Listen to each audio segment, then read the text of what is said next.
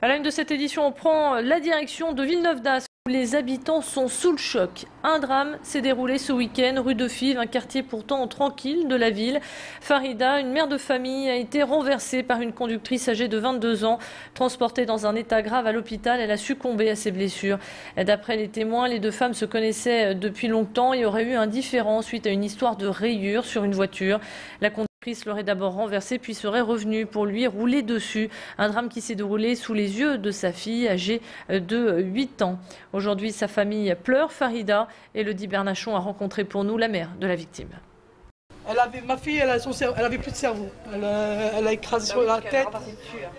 J'ai perdu ma fille. Je voudrais perdre même une maison. Je perds une voiture, mais pas là, une vie. Qu'est-ce qui va me rendre ma fille? Elle a tué. Elle a tué. Elle lui a passé 2 fois sur le corps. Elle m'a nargué, elle m'a appelé hier. J'étais dans tous mes états, j'étais en train de m'arracher mes cheveux. Et elle m'appelle pour dire est-ce que Farida, elle va bien? Si elle va bien, pourquoi elle n'a pas appelé la police? Elle n'a pas appelé les pompiers pour la sauver. Elle savait très bien qu'elle a tué. Selon le procureur, il n'y aurait pas de témoin direct de la scène. L'un responsable présumé de cet accident a été interpellé dans le Pas-de-Calais et a été placé en garde à vue. Cette femme sera déférée demain au tribunal. L'autopsie de la victime aura lieu demain également. Et puis dans la page fait divers, Franck et Sandrine Lavier, 2 acquittés dans l'affaire d'Outreau, sont de nouveau en garde à vue à Boulogne-sur-Mer pour des faits présumés de corruption de mineurs. Les enquêteurs ont trouvé sur le disque dur de l'ordinateur, d'un de leurs ordinateurs, le film d'une soirée entre adultes au cours de laquelle certains d'entre eux ont eu des comportements assez obscènes entre eux puis devant les enfants mineurs.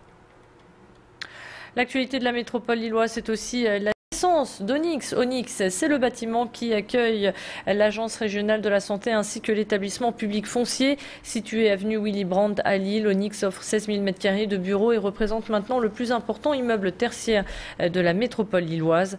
Sur la façade, on retrouve du métal et du verre, une alliance qui se font parfaitement dans le quartier de Ralil. Onyx est une création de l'architecte Dominique Perrault. Et puis vous le voyez sur ces images, à cette occasion, Martine Aubry a fait le déplacement en tant que présidente de LMCU, de la même façon que les promoteurs immobiliers ainsi que l'architecte.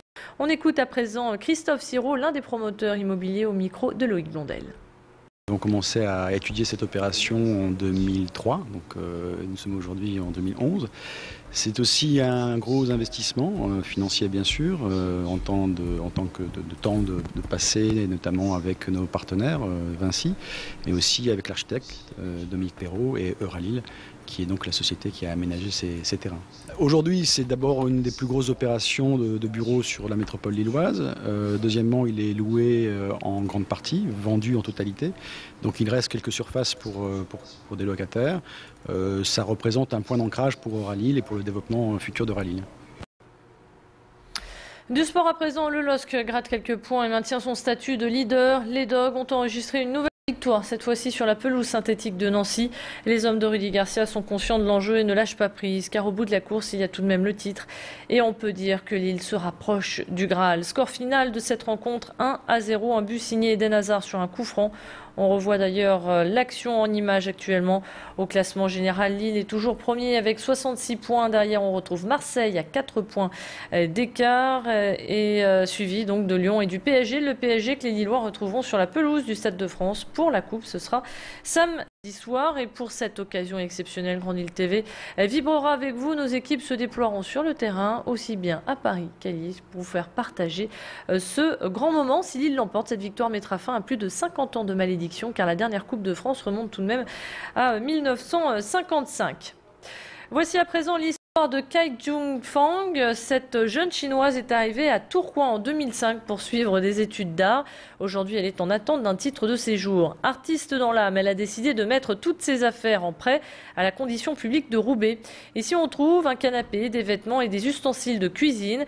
Toutes les affaires de son quotidien tiennent ici. Si le 26 octobre prochain, la décision est positive, elle reprendra ses affaires, sinon elle les laissera. L'artiste a aussi un autre projet, celui de dormir chez l'habitant jusqu'à la date qui fixera son avenir, à raison d'une nuit par maison d'hôte. Elle peindra d'ailleurs la pièce qu'elle occupe pour réaliser une exposition qui sera témoin de son histoire. Notre journaliste Baptiste Bic l'a rencontré pour nous.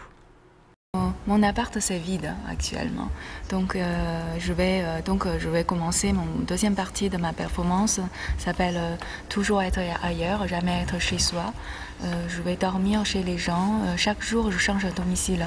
Par exemple ce soir je dors chez un ami, le lendemain c'est à lui de me trouver, il va me donner une adresse et je prends cette adresse et je vais aller chercher cette personne. Donc je vais faire ça tous les jours, chaque jour je change un domicile. Ouais.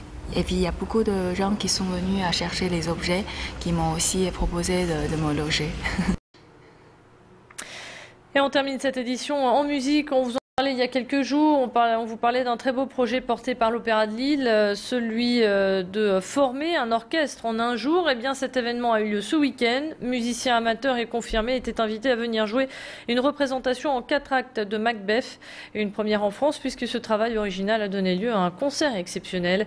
Et les musiciens n'ont eu que quelques heures pour répéter le tout sous la baguette de Baudouin de Jars. Petit aperçu de cet orchestre d'un jour. Regardez, c'est en images.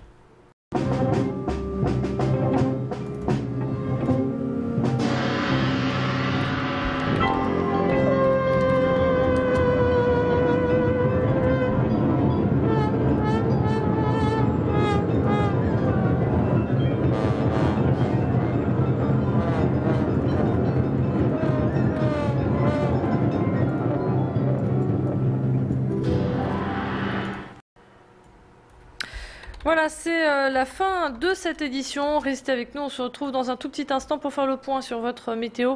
On parlera également de vos conditions de circulation. À tout de suite.